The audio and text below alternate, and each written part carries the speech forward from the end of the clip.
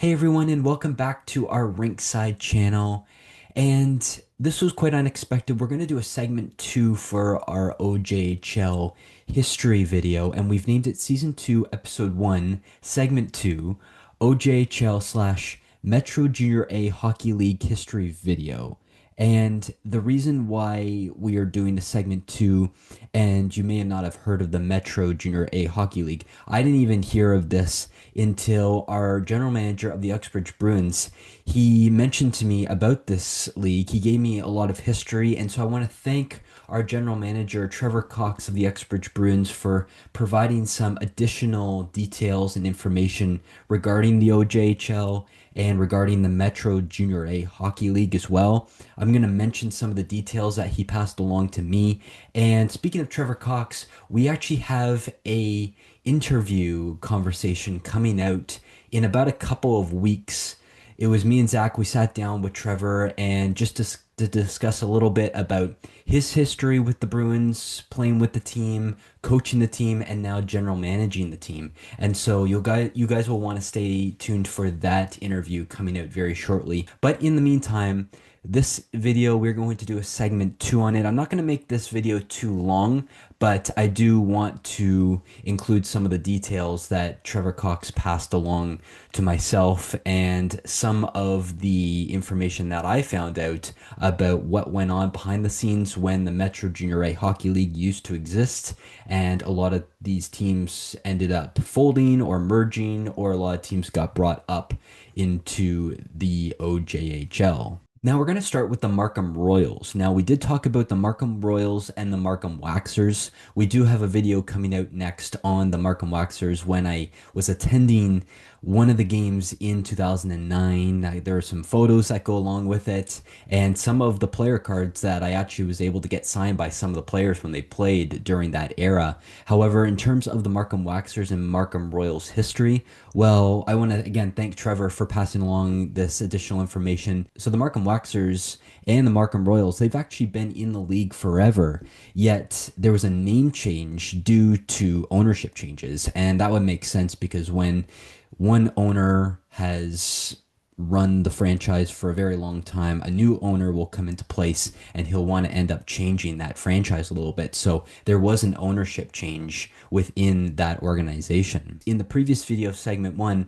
I mentioned that there were a couple of teams that joined the OJHL in 1998, including the Wellington Dukes and the Pickering Panthers. Well, these two teams in particular actually have been around for decades, and what they used to play in the Metro Junior A Hockey League, they moved up to the OJHL, and a lot of these teams were playing in junior B level and have now OJHL is known as Junior A Hockey. And so the league, which is known as the Metro Junior A Hockey League, it folded, and most of the teams either merged into the OJHL, and some teams just folded and never ended up making it to that league.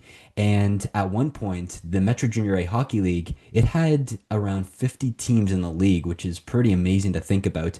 It's kind of similar to the amount of teams that you would see in the PJHL, the Provincial Junior Hockey League, where a lot of those teams, they don't play every single team every single year. They just play the teams in their specific divisions every season. And then obviously, if you make it fourth to towards the playoffs, you would then play the champion of that division from probably the other side of the province, depending who you would be playing.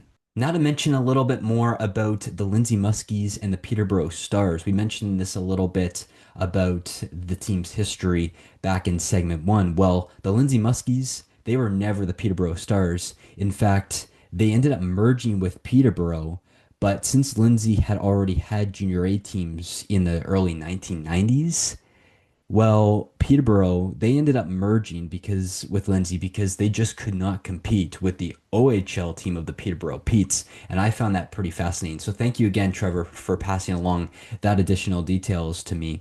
And the Wexford Raiders and the Caledon Canadians, they were actually perennial contenders in this Metro Junior A Hockey League.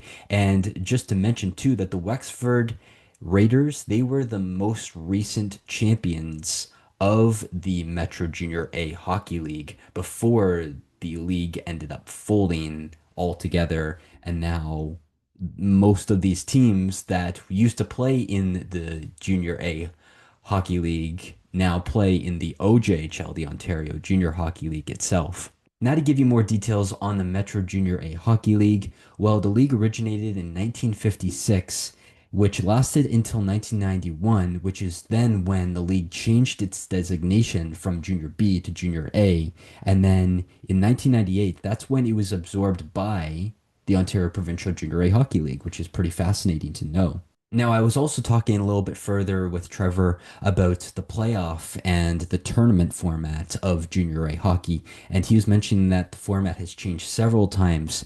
And just back in the day, that's when the Metro Junior A, it actually used to play the winner of the OJHL to determine the champion. So that's pretty fascinating. And then the winner would actually move on to play the winner of the North Division. So it's kind of similar to, say, at least in my perspective, the PJHL, where the division winner would move on to play the winner of the other division, like the North Division or the East Division, etc. And then he also mentioned to me too, which is pretty cool, is that not long ago there was actually the tournament called the Dudley Hewitt Cup. And this is where all the leagues from Ontario would send their very own champion. And the winners of that tournament would go and represent all of Ontario in the Centennial Cup. And what we know as the Centennial Cup now is the winner of the entire CJHL, the Canadian Junior Hockey League. They would have the winners from the AJHL, the Alberta Junior Hockey League, the SJHL, the Saskatchewan Junior Hockey League, the Maritimes Junior Hockey League, Manitoba Junior Hockey League, Ontario Junior Hockey League, etc.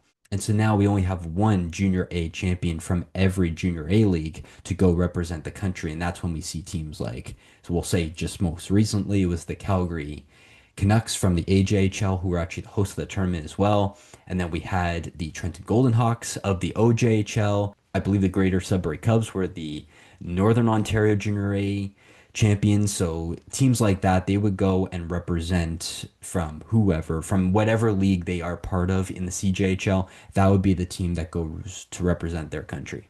So obviously back in the day, there was one team that would represent all of Ontario, like the entire province, from southern, eastern, western, northern. And there was also one team that would be the winner of both BC and Alberta, one winner of Saskatchewan and Manitoba, one winner from obviously Quebec, one winner from obviously the Maritimes, and of course you would have the hosts.